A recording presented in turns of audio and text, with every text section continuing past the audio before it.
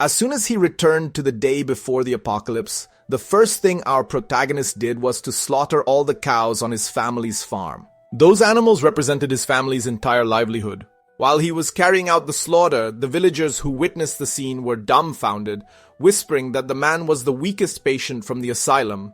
His ex-girlfriend was nearby, and thinking he was doing all this for her, she began to mock him, saying that even if he sold all those cows, it still wouldn't be enough to cover her 100,000 dowry, and besides, she had already found a tycoon boyfriend to replace him, so he'd better stop. But before she could finish, our protagonist simply told her to get lost, as he didn't have time to waste on any cow that wasn't from his farm.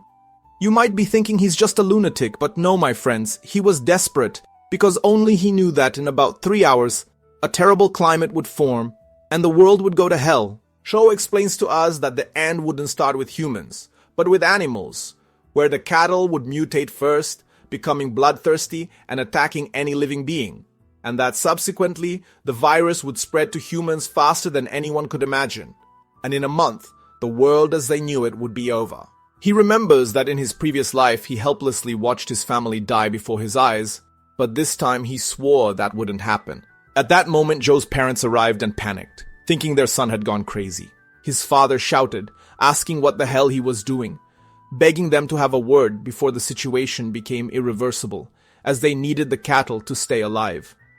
The moment Joe heard his parents, he froze and let the knife fall from his hand. Then he ran to his parents with a trembling voice, thanking them with all his might for being by his side, while vowing that he would protect them no matter what. His parents stared at him, completely confused by his strange behavior, while their son expressed that there was no time to explain, and that the only thing they needed was to trust him, saying that they needed to slaughter all the cattle and sell the meat, explaining that every fraction of a second mattered.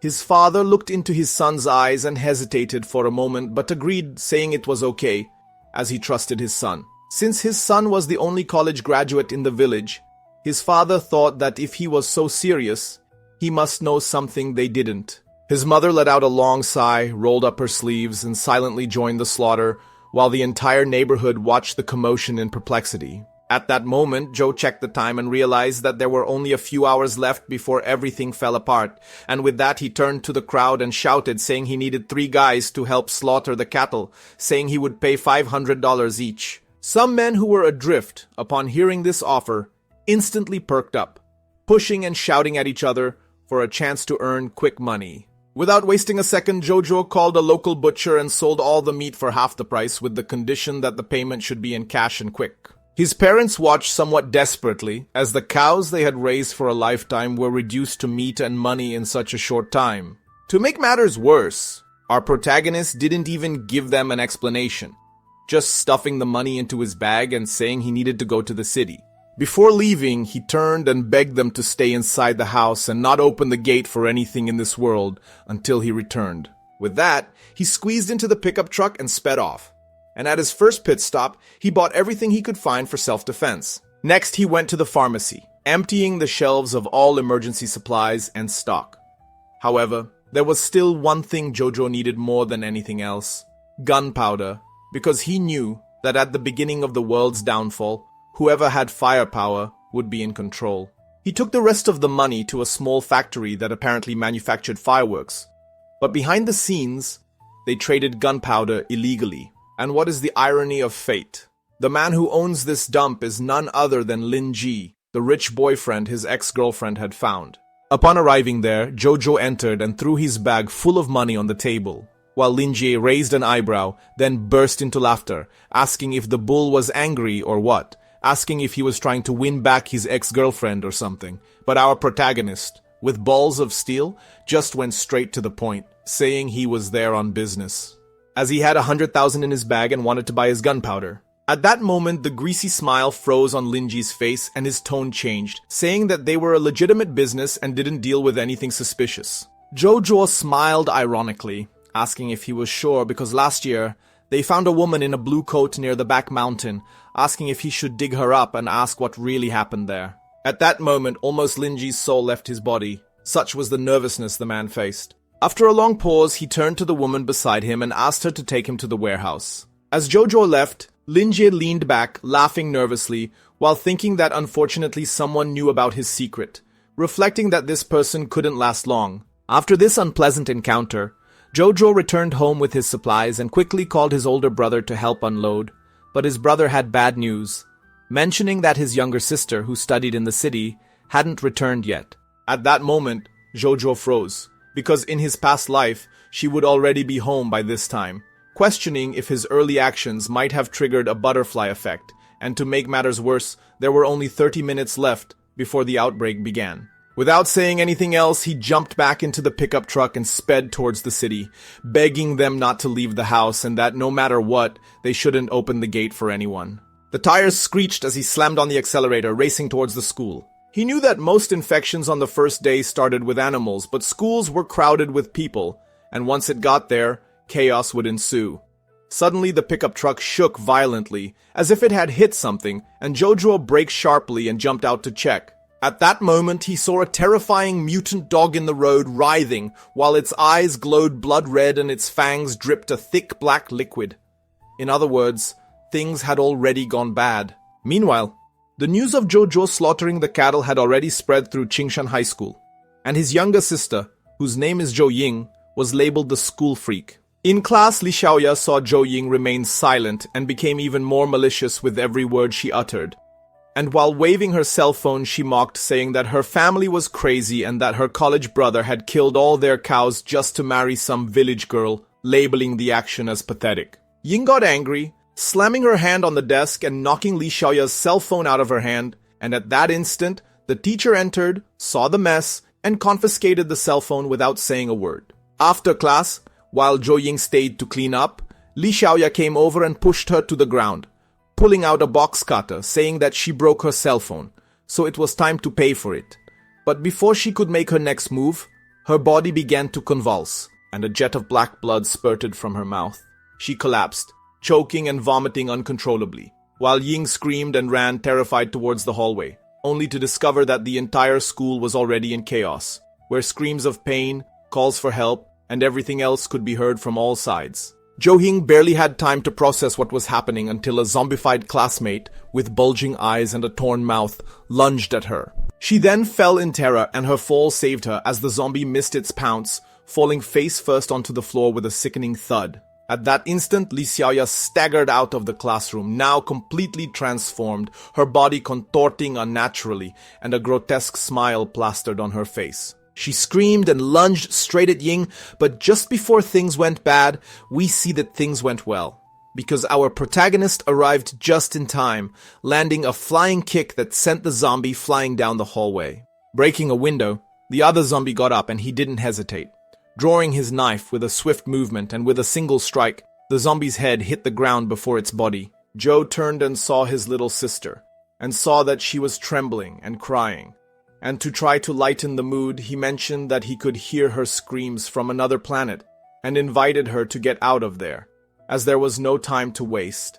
And with that, they headed to the parking lot.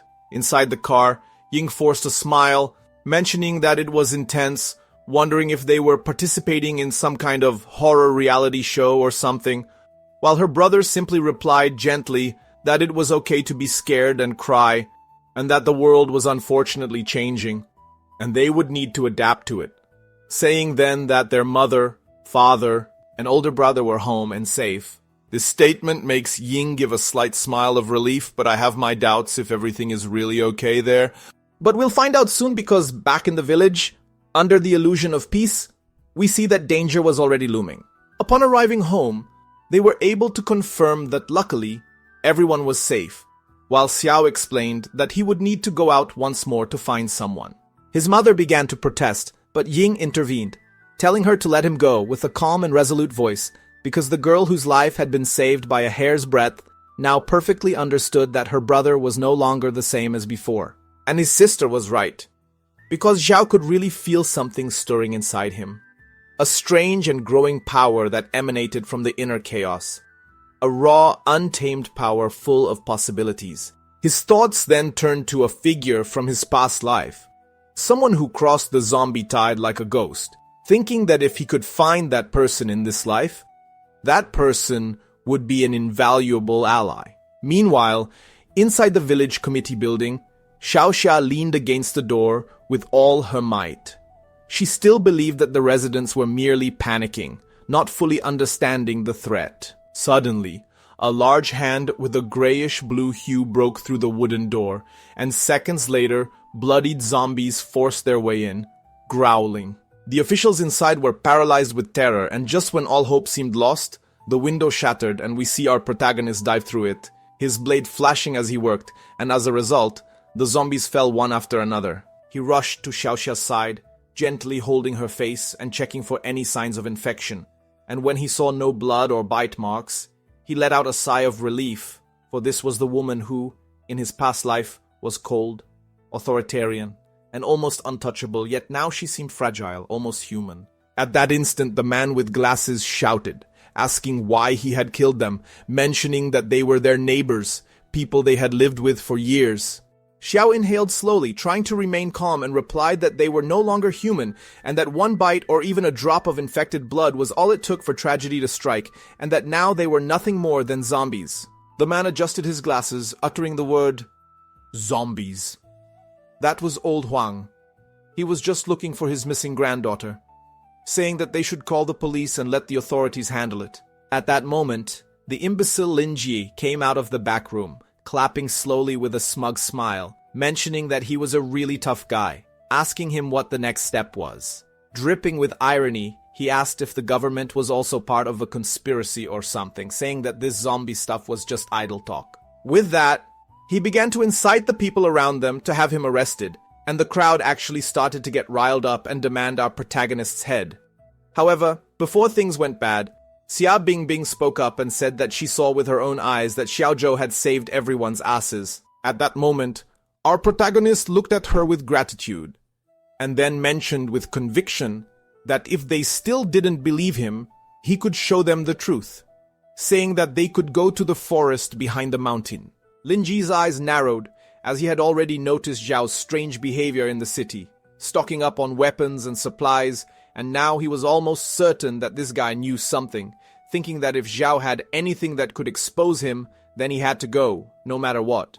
With a fake smile, he gathered some of his thugs and said he would go along as a precaution, while Xia and Huang Tao also offered to go. She was worried about the residents, and Huang Tao still had no news of his missing wife. The village chief had left earlier that day to investigate the disappearances and had not returned. When the group reached the back mountain, they quickly found the village secretary's abandoned vehicle parked near the forest. Zia touched the hood, still warm. Mentioning that he hadn't been gone long, she murmured, her eyes half closed. Fragments of our protagonist's past life memories then began to fall into place, and he remembered that if things unfolded the same way, this forest could be the epicenter of the first zombie outbreak. But even after searching the entire mountain, the group found nothing. This obviously lasted until Xiao noticed a strange cave entrance hidden among the rocks, where the ground was stained with blood, and the air reeked of decay, and everything suggested that zombies had passed through there. Xiao mentioned that he would go in alone to check, precisely so as not to put more people in danger. But Lin Ji scoffed, immediately throwing a jab, asking if he was just trying to clean up some evidence from the place. Our protagonist then completely lost his patience and, in a dry and direct manner, asked him to come along since he was the brave lord who wasn't afraid of anything. The moment Xiao took a step towards the cave, a figure leaped from the shadows, while Huang Tao cried out in joy, calling her Axin as she was his missing wife. He ran towards her with open arms, but in the very next instant Axin bared her teeth and went straight for his throat. Sai shouted for him not to touch her, and at the same instant lunged forward and plunged his knife between her teeth, and without hesitation he sank the blade deep and finished her. Turning to check on Huang Tao, the man screamed in rage, brandishing a piece of wood at him, saying that he killed her, while Xiao, to protect himself, knocked him to the ground. Xiao remained calm, saying that he understood that he was suffering, but the Xin he knew was gone. She had turned into a zombie, and he had no choice as he was trying to keep the rest of them alive. Huang Tao staggered, his voice choked with pain and anger, and expressed that it was easy for him to say that, asking what would happen if he killed his family in front of him, asking if he would be able to remain so calm under those circumstances. These words hit Xiao like a slap, and his mind flashed back to his past life, where the bodies of his loved ones were piled up and soaked in blood. At that moment, with uncontrollable rage, he grabbed Huang by the neck and lifted him into the air as if he were a toy, his eyes becoming sharp as blades, mentioning that he was wasting his time there trying to resolve his suspicions, saving their asses time after time, and he still had to hear this kind of comment in return, saying that anyone who dared to touch his family would meet a fate crueler than anything else. At that moment, Linji, the one who deserved to be grabbed by the neck, broke the silence with a laugh, saying that maybe he wasn't so different from the monsters after all. At that instant, a hand struck Xiao's wrist, interrupting the blow, causing our protagonist to be thrown to the ground. At that moment, a familiar voice shouted, telling him to wake up, calling him an idiot. Standing before him was his older brother Ming, who then glared at Huang, who was still desolate with agony over losing his wife. Ming simply shouted, mentioning that he was smart enough to understand what his wife had become, mentioning that obviously no one wanted this, and that if his brother hadn't done what he did, he wouldn't even be there to mourn, asking him to pull himself together as he was a leader of this village, and the village needed him. Huang Tao trembled, clenching his fists, and finally gave a slow and painful nod. The tension finally dissipated, and at that instant, a faint scream echoed from the cave, calling for help, and it was the voice of the village chief. Zhao froze at that moment, as something didn't fit, thinking that the tone was too controlled, too human. One of Linji's thugs rolled his eyes and called everyone cowards, saying that he would go see what was going on in there.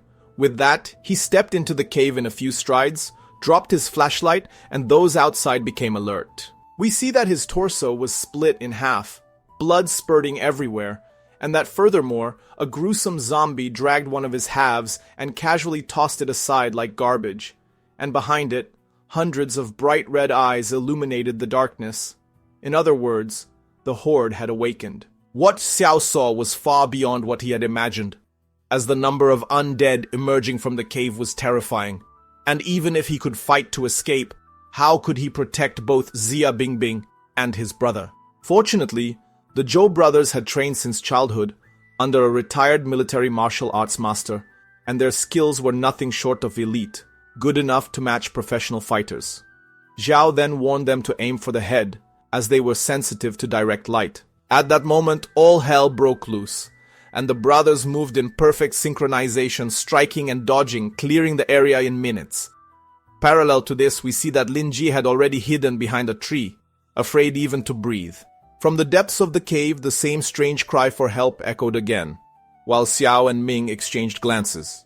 Zhao then told everyone to leave, as things were going to get very heavy from that point on. Then, without hesitation, the two entered the darkness, and not far in, Xiao stopped abruptly.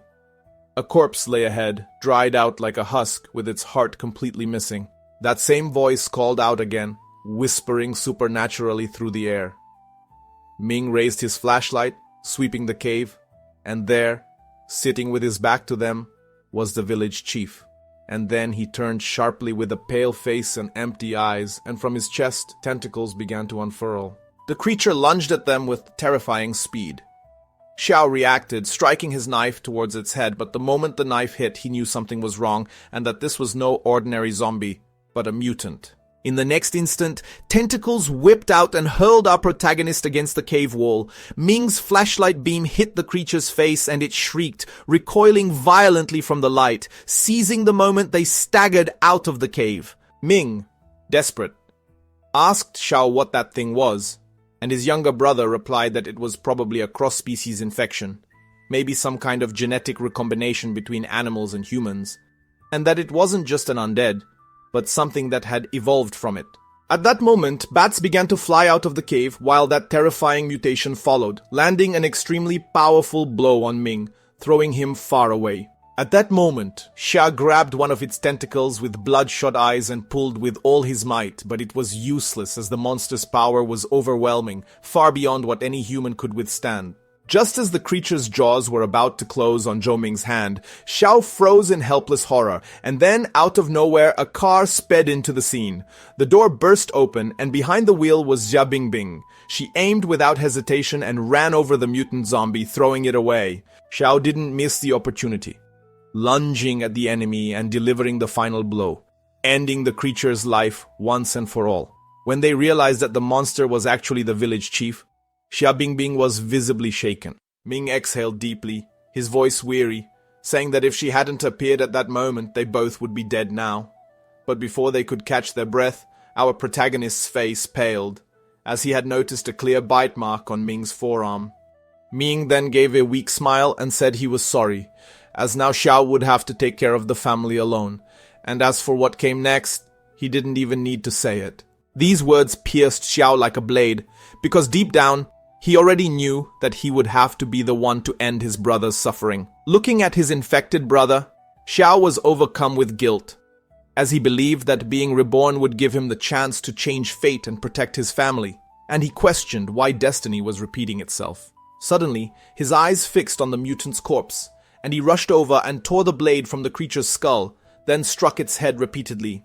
Ming, thinking his brother had gone mad, shouted, asking why Zhao was doing this, just as Xia Bingbing called out to him, trying to pull him back. However, Xiao didn't stop, because something had just occurred to him. He remembered that high-level zombies absorb viral energy from lower ones and condense it into a crystallized core hidden deep within their skulls. Moments later, he found it. A dark, blood-colored crystal nestled in the back of the creature's brain.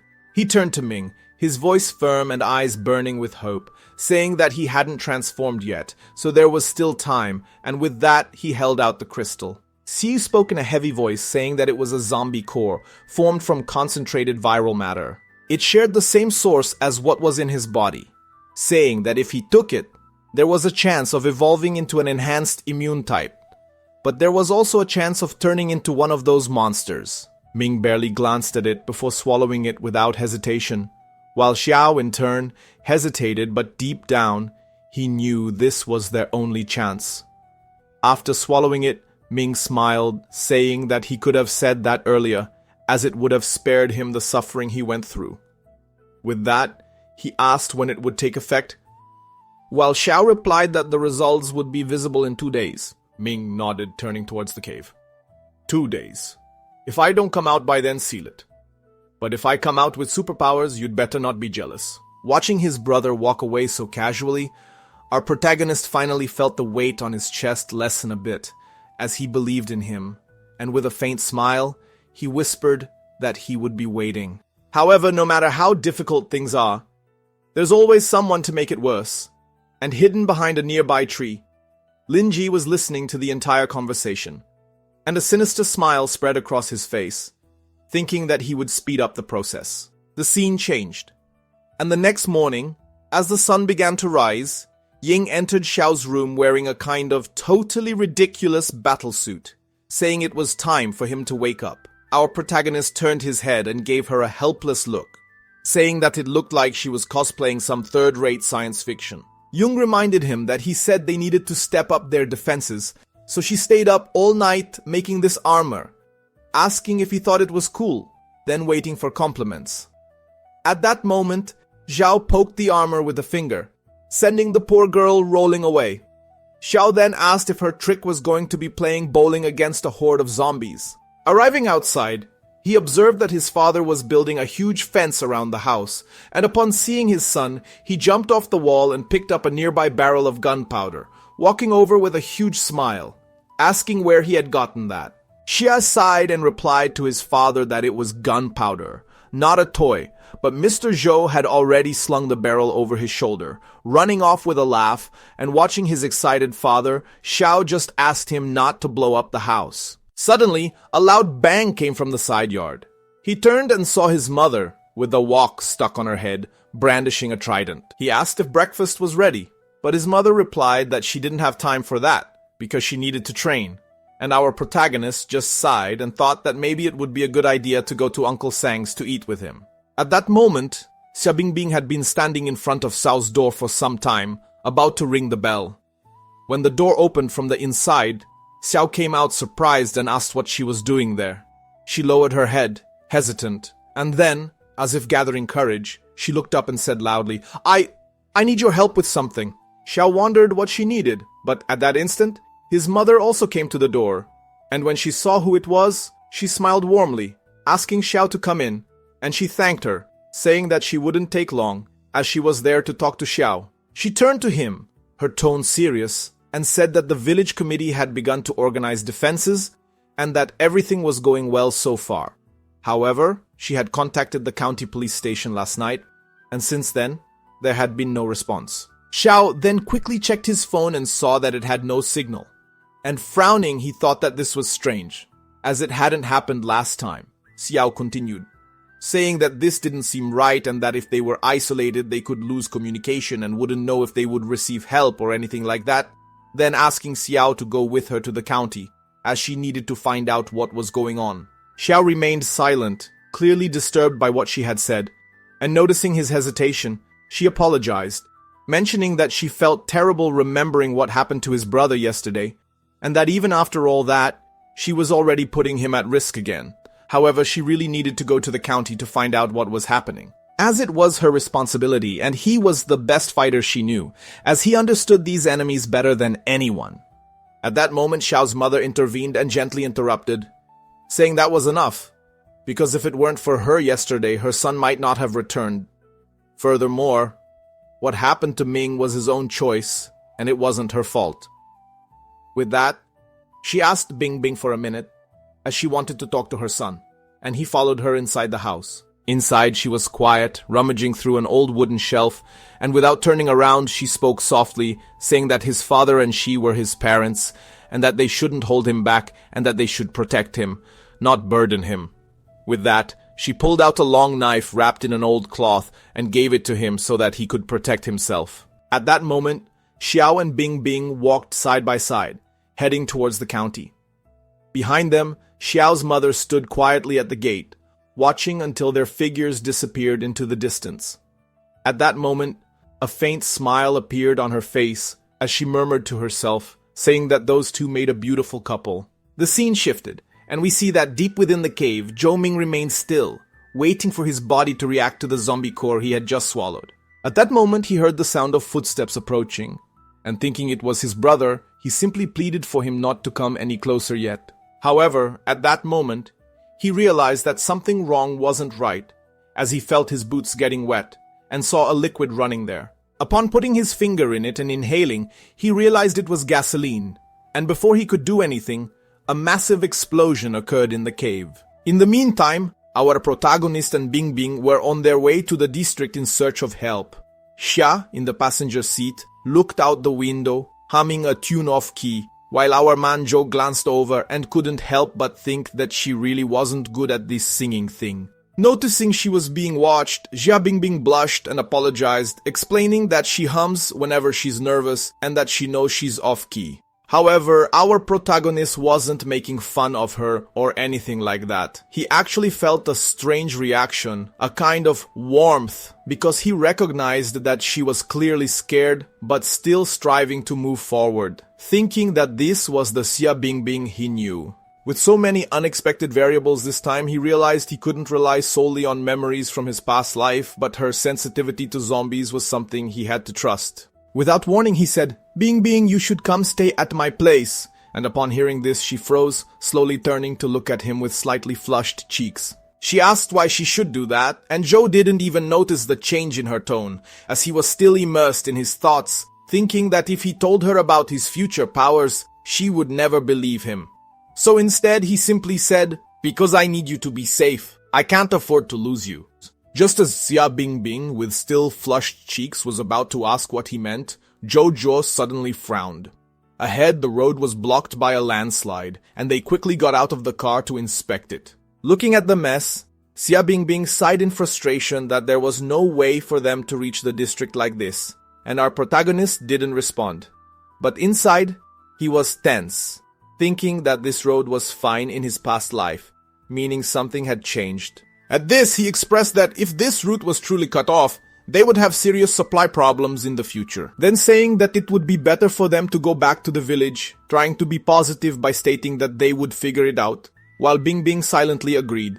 On the way back, Jojo's mind was racing, thinking that they had enough supplies to last for now, but first they lost signal, and now they were at a dead end, and everything somehow seemed to be closing in. Suddenly, the car jolted and began to slide towards the edge of the bridge, while Jojo slammed on the brakes, gripping the steering wheel tightly, and with a screech of tires, the vehicle stopped just inches from falling off the edge. Both then got out to check what had happened. Xia Bingbing looked at the ground, her voice trembling as she realized what it was. Our protagonist asked her not to approach as it was a spike strip and someone had placed it there on purpose. At that instant, a voice echoed from above, and we see it was that scoundrel Lin Jie, who then said, well, Jojo, it didn't take long for you to stick to our lovely village chief, saying he's impressed. He was crouched on the railing, spinning a pistol between his fingers. Jojo looked up and asked what he wanted, and Lin Jie replied, what do I want? You took out half my team last night. As their leader, I can't just let that go, can I? He jumped down and then slowly started walking towards them, step by step. Our protagonist tried to argue, saying that if he wanted revenge on someone, he should take revenge on the zombies, not them. His eyes narrowed. But after the way you soiled your underwear with fear last night, I doubt you even have the guts. At that moment, Linji's face contorted with rage, and he expressed that he would finish off our protagonist here and now. Jojo calmly placed his hand on his knife, telling him to try his luck, and just as the tension peaked, Lin Ji suddenly turned his gun and shot Xia Bingbing, and she collapsed, clearly bleeding. Jojo froze, his eyes wide, and he called Lin Ji a disgusting worm, while the disgusting worm in question burst out laughing, saying that causing him pain was the best way to get revenge, because nothing hurts more than losing those we care about. Furthermore, he mentions that he almost forgot to tell him that he saw his brother get bitten last night, mentioning that since he didn't finish him off, he did it himself, blowing up the mine. Guys, I've seen a lot of scumbag antagonists, but this one deserves congratulations. I'm reading and narrating this story with blood in my eyes. Our protagonist froze as if struck by lightning, and in the blink of an eye, his eyes filled with blood like mine, and with a scream, he drew his blade and lunged at Linji, who smiled maliciously, saying, "That's exactly what I wanted." As he raised his gun to shoot, a dark shadow appeared and bit Linji's arm, tearing it off completely. Linji collapsed, howling in agony as I was moved with happiness, and our protagonist in turn stopped, observing him in shock, recognizing that it was a zombie wolf. The scene changes, and meanwhile, back at the village, Zhou Ying was sitting on the roof, swinging her legs and muttering, "Why haven't my brother and Xia returned yet?"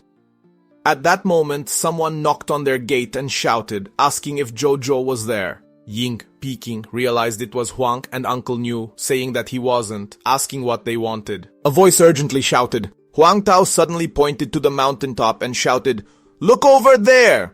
Zhou Ying quickly grabbed her phone and zoomed in, pointing it at the spot, and upon observing, her eyes widened as she realized that descending the slopes, there were innumerable zombies, moving towards the village. Meanwhile, we return to the previous scene and see Lenji on the ground, bleeding. He questions if this is how he will die, while the zombie wolf slowly turned its eyes to our protagonist, who, when stared at, only thought that nothing good would come from this encounter. With a deafening howl, the beast charged and he dodged to the side with quick reflexes, cutting the creature's chest with his knife as it passed. The zombie wolf fell to the ground while Jojo caught his breath, keeping his eyes fixed on the dangerous being in front of him. At that moment, he thought that it was getting dark and his power was not yet at its maximum, but if it got dark, Bing Bing and I were screwed, so he had to finish this before the sunset. As if misery loves company. At that moment, a chorus of howls echoed from the forest, and our protagonist realized things had gone wrong as he knew it was a horde. His gaze turned to the distance where a growing wave of undead emerged from the forest, and he questioned what was happening as he thought the village chief was the source of the horde, but since he was already gone, what could have caused this? Questioning if it might have been caused perhaps by the bats that came out of the cave. Just as Jojo put all the pieces together, the zombie wolf charged straight at him, trying to tear him apart, and our protagonist dodged by a hair, almost being taken down, questioning how it was still so fast. It should be dying. At this, he realized that the wound he had just opened on the creature's chest was healing. Before he could steady himself, the beast opened its jaws and lunged, trying to tear him apart. We change scenes once again, now to the depths of the cave where Zhou Ming was, and we can observe that the entrance is closed due to the collapse from the explosion. However, this would not last long, because suddenly we see that something hit the stones from inside the cave, and inside who emerges is Ming, emitting a sinister red aura. We return to the fight with our protagonist where Xia Bingbing looked on in horror as the zombie wolf approached Jojo. Her voice trembled as she whispered, "No, please, no." The moment the zombie wolf closed its jaws around Jojo and was about to send our protagonist to his grave, a red aura similar to Ming's enveloped him. With great anger, Jojo delivered a punch to the enemy, who staggered backward from the devastating blow. Before it could recover, Jojo charged, raising his blade and slicing the enemy in half. When the dust settled, Xia Bingbing looked and couldn't believe what she saw, and with a weak voice, she just called our protagonist's name, who with a slight smile mentioned that he was there. She then looked at what was left of the giant wolf and thought that he was incredibly strong, and as absurd as all this was, she couldn't even be surprised. Jojo then looked at his hands and realized that the power coursing through his body had not disappeared but was under control. He questioned where this came from, thinking if this could be a kind of awakening, but something didn't fit, because in his past life, no one awakened without a crystal core, and he had never used one. Returning to reality, he observed the approaching horde, and mentioned that now was not the time to talk, as they would be surrounded if they didn't leave there. Noticing that Bingbing had a leg injury, he realized she wouldn't be able to run, so he decided to carry her, asking her to hold on tight. Bingbing got up, showing she was in a lot of pain, and agreed to the help. With that, he put Xia Bingbing on his back and ran towards the village. As they approached the village, he felt that unfortunately, the horde seemed to be approaching them faster. And as he looked back, his brain fried at the possibility of having to fight so many enemies, with Bingbing literally being a backpack for him, estimating that it would be impossible to protect her under those conditions. At that moment, he heard a noise and observed that a vehicle emerged amidst the chaos like a missile. It was a modified car, spitting huge fireballs from its rear exhaust, running over zombies as if in a game. Upon reaching Jojo, the driver made a sharp maneuver, unleashing a wall of flames that threw the approaching undead into the air, burning them to ashes in an instant. Then the car stopped abruptly, and the driver's window rolled down, and we see that the ace of the game is our protagonist's father. Smiling, our protagonist happily exclaimed that his father was there to save his and his butt, and from the passenger seat, Ying waved happily, being a heroine too. After picking them up, Joe's father sped off, rushing back to the village. Seeing the undead still hot on their heels, he shouted, "Gunner, fire 3 Joe-style dragon bombs!"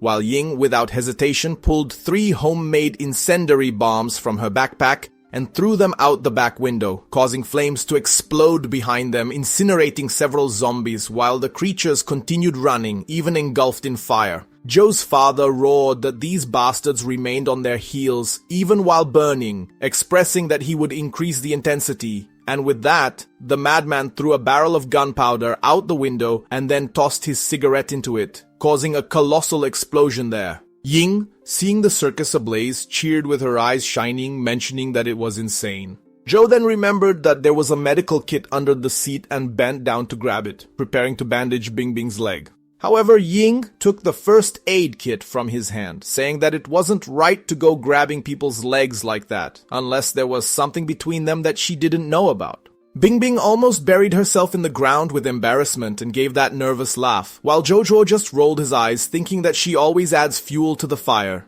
Putting that aside, he asked his father how things are at home, while Joe's father kept his eyes on the rear-view mirror, replying that they were fine for now, as the horde hadn't invaded the village yet. Jojo understood and then looked at the explosives in the back and asked if he made them, pulling his ear for smoking near all that explosive concentration. While his father acknowledged that he made them as he was obsessed with explosives and had even worked in the mines as the team's demolition specialist, and after the mines dried up, there was nothing left to explode, so he tried messing with fireworks at home, but his mother cut him off. He then let out a long sigh, as if he had been prevented from living, and Jojo then remembered something and asked, "Wait, that kitchen explosion last year was you?" His father nervously froze and tried to change the subject, just asking his son not to tell his mother. At that, they then arrived at the front gate, and the moment they got out, a loud noise echoed from inside the courtyard, and Joe's father's face turned pale. He rushed to the door and pounded on it, realizing it was locked from the inside. Without hesitation, Jojo charged forward and kicked the door down with a knee. Inside the courtyard, they were greeted by a surreal scene. Joe's mother was holding a zombie by the neck with one hand, mentioning that she was Aunt Zhang from the neighboring village. They shivered at her furious expression and hid behind the wall. Jojo stood in front, cautiously calling out to her, but she didn't even look at them. Still holding her frying pan, she declared, "Did you come here to scare me? Do you think just because you've turned into this, you don't have to pay me?" She then whacked the zombie over the head with the pan. She continued, "Last time we played cards, you lost 500 to me but never paid. And to make matters worse, I gave your son 600 when he went to college, but when my oldest son went, you didn't give us anything." To top it off, she mentioned that for gossiping about her family, she deserved this. Our protagonist watched the scene in shock, approaching his father and asking, "When did mom get so strong?" His father took a slow drag from his cigarette and replied, "Son, she's always been like this.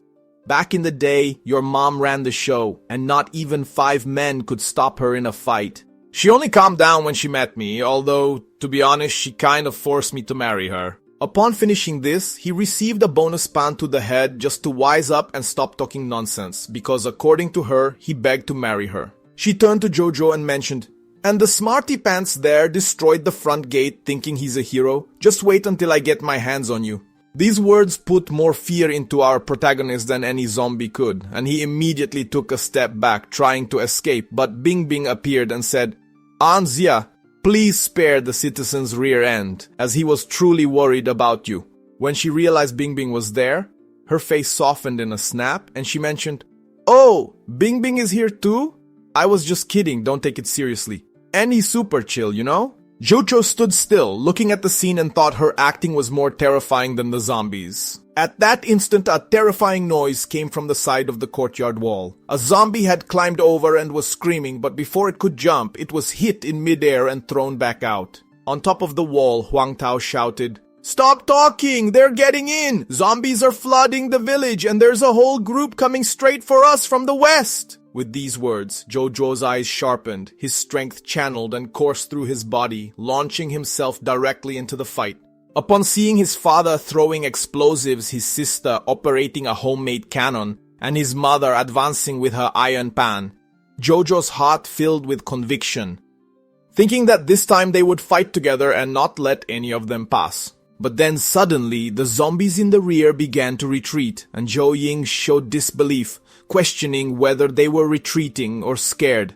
Our protagonist frowned and replied that zombies don't feel fear, and no sooner had he finished speaking than the zombies reappeared, this time carrying ladders, crowbars, and even saws, something that surprised me. Joe's father, also surprised, expressed that he never in his dreams imagined these creatures would even carry tools. Meanwhile, Jojo froze and thought that they were no longer acting on instinct, thinking that someone was controlling them. Amidst the chaos, our protagonist glimpsed a figure on a distant rooftop and narrowed his eyes to try and recognize them. As soon as he did, it was I who showed disbelief and anger, for it was that scoundrel Linji who was there. The man who should have died in the explosion was now standing, his face distorted, looking at them with a cold and disturbing smile. At that moment, waves of zombies advanced towards the Zhou family compound, relentless like a giant wave.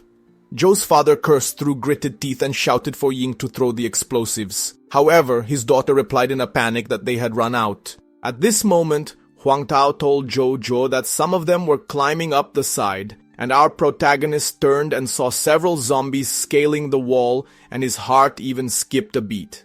He then questioned if that was a distraction, understanding that they were probably using tactics. Looking down, he saw Jia Bingbing and his parents surrounded, fighting the undead with what remained of their strength. The whole family was trapped in a desperate struggle. His eyes narrowed once more, and the red light in his eyes reignited again. He then shouted to his father and mother to hold the line in the courtyard, asking them to leave the rest to him. With that, his power increased, and he leaped from the wall, plunging directly into the heart of the horde. Joe's father watched as his son jumped into the middle of the horde, panic growing in his chest. The next instant, the zombies swarmed in, bearing Joe under a mountain of gnashing teeth and scratching limbs, but under the overwhelming weight he felt no fear. Thereupon, he closed his eyes and felt the energy within him surge, and grabbing his blade, he growled through clenched teeth. Blood barrier, overwhelming force of the earth. Ability unleashed, blue blood. In a single movement, he brandished his sword. A crimson wave of power erupted from his body, annihilating all zombies within his reach. When the blood receded, he was standing panting. This action brought him a memory where, in his past life, he had seen a man from the Dawn Legion, in this case Supreme Commander Point, one of the most powerful ability users alive, and he had used the exact same move. But Jojo knew that his version of Blue Blood was still far from complete. However, he knew that he didn't need perfection, nor did he need to be the strongest. All he needed was the strength to protect those he loved.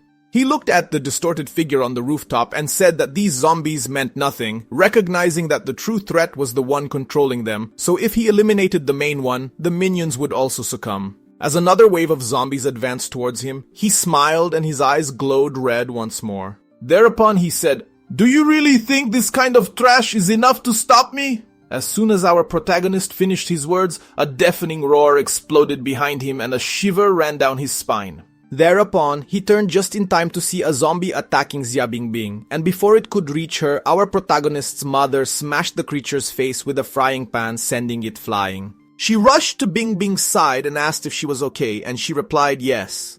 Thereupon, Bingbing asked if Jojo was okay, as she saw him jumping around like crazy, while our protagonist's sister shouted from the courtyard that she saw it, because he was fighting incredibly and cutting the zombies down as if they were nothing. And as they talked, they heard an explosion behind Ying and startled, turned to see what happened. It was Jojo all battered, trying to get up, and there he yelled, asking them not to approach. Before him was a mutant zombie bear, twice the size of a truck, with glowing red eyes and steel shards protruding from its spine, and obviously it wasn't just observing but was hunting. Jojo's body trembled, but he forced himself to stand, and with that he clenched his fists and said that at that moment he was the only one who could face this, and that he would not let his family get hurt. His eyes burned red as he unleashed the power within him, thinking that if he had to die today, it would be protecting his family. From the courtyard, his father, mother, and sister screamed in panic, "Jojo, retreat!" But he didn't move an inch. Thereupon, the giant zombie bear roared and advanced to attack, and our protagonist dodged, and before the fight could continue, a noise was heard followed by a familiar voice. Well, so you can also use that kind of power, huh? And I thought I had surpassed you." The dust settled, revealing Zhou Ming, calmly blocking the bear's claw with one hand. He then said, "Sorry for the delay, little brother," while Jojo's eyes widened in shock and joy. Zhou Ming stretched his shoulders with a smile and said that he needed some time in the mountains to get used to this power, asking him to observe carefully now. With a swing of his arm, Zhou Ming hurled the giant bear through the air, smashing it against a pile of ruins. Zhou Ming dusted himself off and said with surprise and irony, "Wow, you're still breathing?" "Giant rat, you're quite resilient." Zhou Ming calmly turned and said, "Leave it to me. You, go take care of what only you can." Jojo nodded positively and then slowly turned, fixing his eyes on Lin Ji, still standing on top of the distant rooftop. And at that moment, more memories of his past life flooded him, this time of his family dying before him and of his own helpless screams in the night. He then thought once again that this time, with power in his hands, he would destroy everything that threatened them. Thereupon, he took a step forward and called out to Lin Jie, and the tormentor slowly turned, and we could see that in place of his once severed arm, there was now a kind of claw, similar to a wolf's. He let out a low laugh and mentioned that he was now talking to someone else, saying that the old Lin Ji was gone, also saying that this body was free from the limits of humanity, because now he was half zombie and half man, and that now, besides controlling his own mind, he also controlled the horde, and that in this apocalypse, he would be king.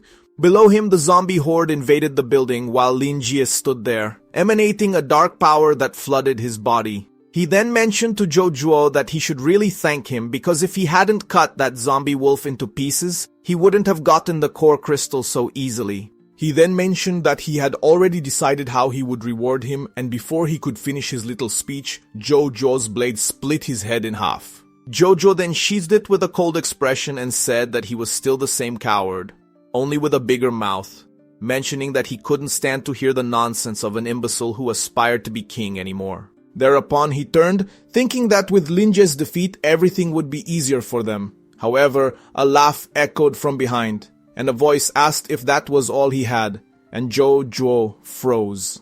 At that moment, Linji's body began to reconstitute. while his eyes glowed a wild red. He then smiled ironically and just said, "Admit it, Jojo, your sword cannot kill me." Our protagonist then realized that he had inherited the regeneration of the zombie wolf and then thought that he needed to end this as quickly as possible. However, before he could attack, Linji appeared beside him like a shadow, then saying that they were equals and that they should join forces because while the dead would serve them, the living would feed them. He gestured towards the swarming hordes, mentioning that he even brought a small gift for him, saying that he eliminated those inferior lineages, asking what he thought of the reception. Down below, the tide of zombies had already reached the walls, and inside the courtyard, our protagonist's parents, Xia Bingbing and the others, fought to hold the line. From the side, Uncle New shouted, "Jojo, the west side is collapsing!" While our protagonist's father gasped and asked them to hold on a little longer, but before he could catch his breath, we heard a bang that shook the ground, and the giant bear's corpse fell beside him, raising a cloud of dust and blood. From behind the wall, Ming's voice emerged, saying that that guy could really take a beating and that they should use him to plug the hole. The father, hearing the familiar voice, turned to check if it was Ming. But there was no time to celebrate, as zombies were approaching from all directions, thinking that there was no way to get away from there. Turning to his father, he said firmly, "Don't worry, Joe has more potential than I ever had. He's going to end this." Meanwhile, Jojo was hit by Linji and smashed to the ground all battered, but with his aura enveloping him. Linji descended, crouching over the rubble, and ironically mentioned that he was disappointed, because according to him, this fight was too easy, asking Joe to then bow, because that way he would forgive him for attacking the king. But before he could continue with this nonsense, our protagonist charged at him and attacked him with all his strength, throwing him through 3 stone walls. As the dust settled, Jojo mentioned that humans don't associate with beasts, especially those who show their fangs to my family. He walked towards what was once Linji and said that there was only one thing he wanted at that moment, and that was to finish him off. And meanwhile, the wound on the enemy's chest began to close almost instantly. And standing, he licked Joe's blood from his claw, mentioning that because of those words, he would no longer spare him. Thereupon, his claw cut through the air with great force, and Joe barely managed to raise his blade in time, and sparks flew due to the impact. Joe's arms trembled with the enemy's strength, and he mentally noted that he wouldn't be able to hold out for much longer, as Linjie was relentless. At that moment, one of Linji's attacks tore Jojo's arm, even with his aura protecting him, thinking that he was reaching his limit. Linjie, in turn, mocked as he licked his claw, mentioning that it was impressive of him to dodge that blow, as he thought he would defeat him with it. Joe felt his strength draining and his vision darkening, while the blue blood aura was fading, but at that moment he looked up and stared directly at the monster before him and grabbed his blade tighter, thinking that he only had one more chance to end this confrontation victoriously. But before Joe could even react, Linji suddenly appeared in front of him, mentioning that he had deceived him, saying that honestly, he had no idea how strong he was now. Joe froze as Linji's claw cut his chest, making blood gush. At that moment, Joe put his hand into his shirt and, as a last resort, he threw a homemade explosive directly into Linji's face, asking him to enjoy the surprise, and a large explosion erupted. However, what seemed to have worked didn't work, because coming out of the flames, Linji appeared and questioned whether he is stupid or just pretends very well, as it is impossible for crap like that to be enough to defeat him. However, when the smoke cleared while Lin came out unscathed, Joe in turn disappeared. Lin then laughed and called him a coward, also mentioning that his blood smells like a flare, so he will find him, and when that happens, he will tear him apart completely. Elsewhere, Joe collapsed inside a dark convenience store. Gasping, he grabbed his wound while sweat, blood, and pain mixed, but his grip on the blade remained firm. Joe leaned on the shelf and his eyes fixed on his wounded arm, and at that moment the bleeding had stopped and he felt a flash of surprise as he discovered that the blood blue could heal him. However, before he could cheer up, he realized that his energy was almost exhausted and that he probably only had one more move. Outside, we see that Linjie is approaching and mocking our protagonist for hiding in a gas station, saying that he chose his coffin badly. His claw dragged across a rusty van and sparks arose with the scraping. He then slowed his steps and like a predator explained the rules of his hunt, saying that just as wolves hunt even when they are not hungry, he does the same, just to feel the taste of the assessed terror and his desperate hope being crushed after all his attempts fail one after the other, saying that this is the best seasoning. With a distorted smile, he kicked a car that was there, then looking at the ground and following the blood trail. It led to an almost imperceptible firing wire, shining weakly with gasoline. Above him, a glass Molotov, ready to fall at the slightest touch. Lin Jai mocked, asking if he thought he would be stupid enough to follow his little trail and fall into his trap. He slowly raised a claw and his eyes narrowed, while mentioning that the strongest smell of blood is coming from another direction. With a sudden jump, Lin Ji then hit the roof and knocked it down. Amidst the dust, a blood-soaked jacket fell at Lin Ji's feet. He grabbed it, confused, his eyes narrowing, but before he could even react, Jojo emerged from the shadows and threw a kind of powder in Lin Ji's face. Suffering from the discomfort, Lin Ji screamed and asked what Jojo had done, and our protagonist then approached with his calm and cold voice, ironically asking if he didn't smell the salt, mentioning even more ironically that now, besides smelling it, he can no longer see either. In this, Prota continued and said that he inherited the strength of the zombie wolf, but also its greatest weakness, as a wolf's nose contains more than 200 million olfactory cells, capable of detecting more than 2 million different odors, and this sensitivity transforms salt into absolute agony. He fixed his eyes on a writhing Lin Ji and said that most people lower their guard when they think they have unraveled a trap, mentioning that it was no different with the self-proclaimed king who is just a blind dog choking on his own arrogance. Lin Ji roared, saying that he will tear Jojo apart, while our protagonist replied that he will not have that chance. At that moment, his energy ran through his arm, enveloping his sword in a crimson storm of power, using his blue blood attack World Divider. The blade descended in a flash of red light, while Lin Ji was crushed against the earth and a shockwave tore the ground and smoke filled the air. As the dust settled and the crater appeared, Jojo was on the edge looking at the hole, murmuring that he was still alive. Lin Jai was crushed in the crater but still growling through his teeth, saying that he is the king and the king does not die. However, he was not counting on the fact that the crater began to fill with gasoline. Jojo mentioned that if those small, homemade bombs were not enough, probably that there will be enough, ironically mentioning that this gas station will be his coffin, and after that the explosion echoed. Back in the village, Joe's father was at the gate and suddenly a huge explosion appeared on the horizon. He looked up confused and then, a bright ball of fire blossomed in the distance, as if it were a second sun, rising over the ruins. Joe's father was silent, observing the incandescent glow on the horizon, murmuring that the sun was born. Zhou Ying then shouted excitedly, and everyone turned to see the horde of zombies that surrounded them all night was retreating, and as they retreated, we see that the completely exhausted defenders finally smiled, relieved, as they were alive. Meanwhile, Jojo looked at the rising sun and smiled slightly and began to return home, but a weak voice called from behind. Leaning against a broken wall was a pale figure, almost unconscious, asking for help. Zhou turned slowly and saw that it was Li Qin. Upon returning to the house, Ying was pissed at her brother, asking if he is a pervert or what, as he took the girl's clothes off in public, while Zhou tried to defend himself, saying that he only wanted to check if there were no signs of zombie bite, mentioning that you can't simply bring someone home because they look fine and that many groups were decimated by this mistake. At that moment, the door opened and Bing Bing appeared, mentioning that she examined her and that she is fine, with the exception of mental and physical exhaustion, mentioning that she will wake up soon. She paused, looking at the two of them. "Why do you two look so strange?" Ying coughed, forcing a smile, mentioning that they are just happy because she is fine. Jojo turned to her and thanked her for the help, while Bing Bing looked down and just replied that she didn't do anything more. They are the game cracks.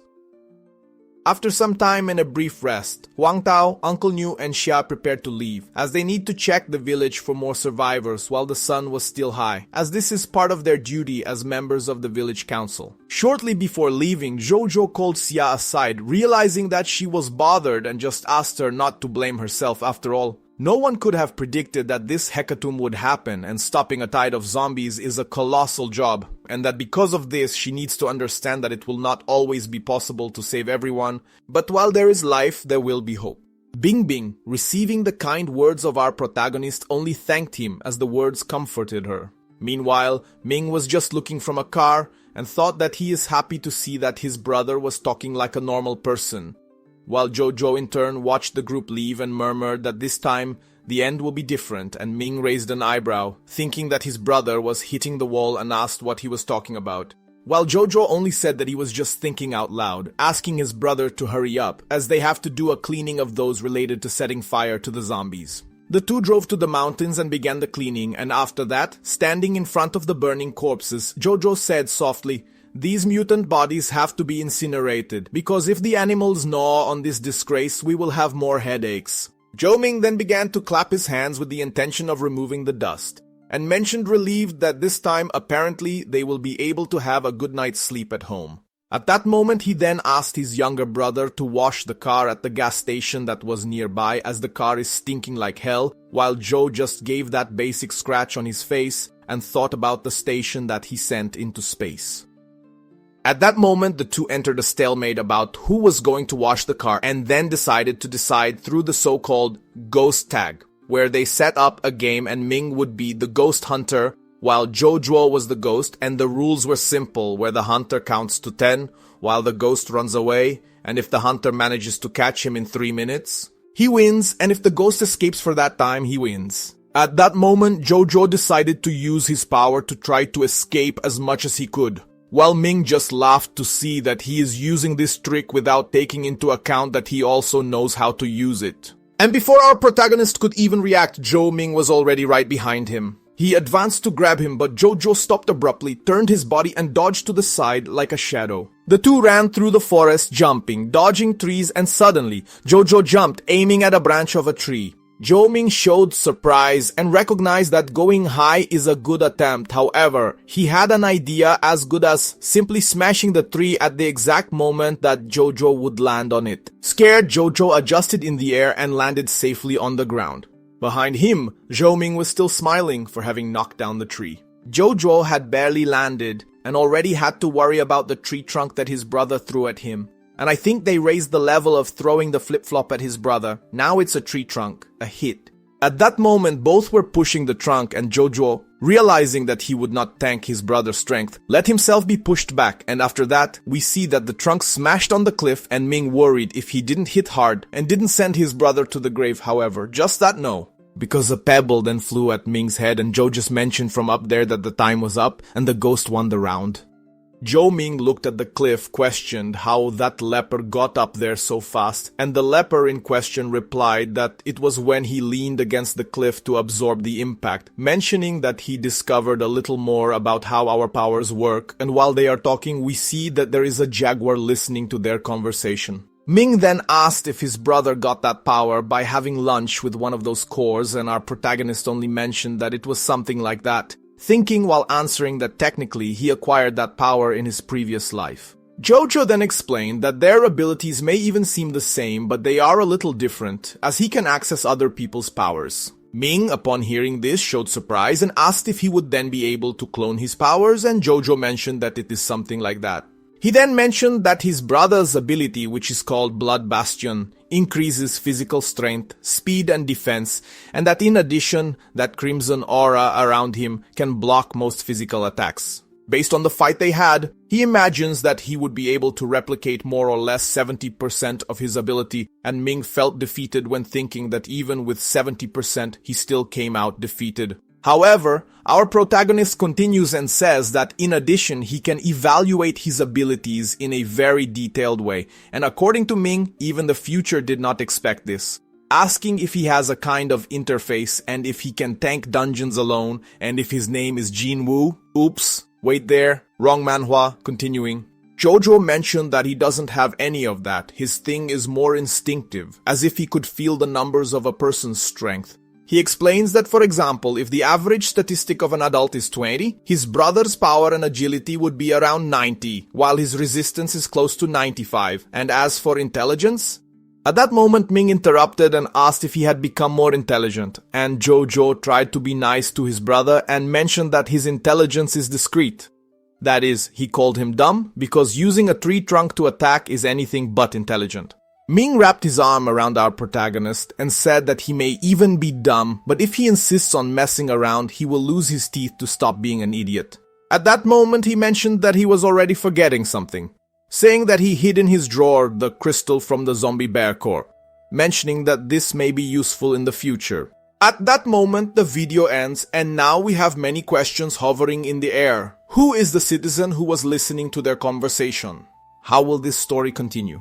If you want the continuation, don't forget to leave your like and your hype in the video, in addition to mentioning in the comments that you want the continuation, because if there is interest, I will certainly bring the continuation of this story to you.